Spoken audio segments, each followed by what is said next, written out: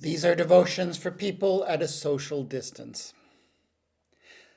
Our country is in mourning, is in grief still. Still, flags are flying at half-mast in honor of 215 bodies of children who have been discovered in a residential school, on the grounds of a residential school, and a reminder of the wholesale slaughter that was a part of that deeply, deeply racist system. And that grief is ongoing. And once again, Canada finds itself in grief for another family. Yesterday, police in London, Ontario say that a man deliberately drove up onto the sidewalk in order to drive down a family, an entire family, because they were Muslim. And that was his intention, and that was his hatred, and that was how he lived it out.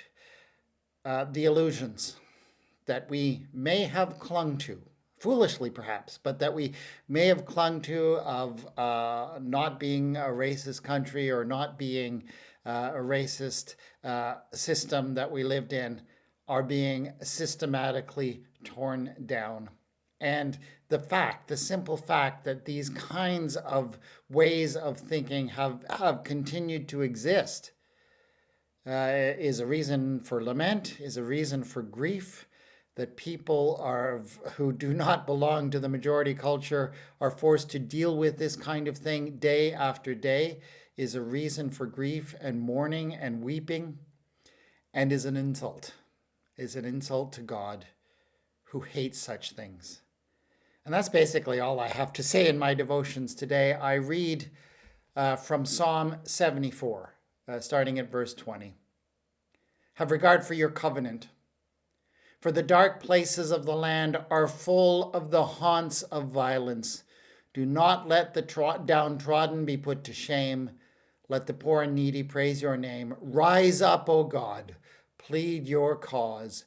Remember how the impious scoff at you all day long. Those who act out of hatred, including racial hatred, and maybe especially racial hatred, insult God, scoff at what is right and good in this world. And God is not pleased. Lord our God, do not let the evil prosper. Amen.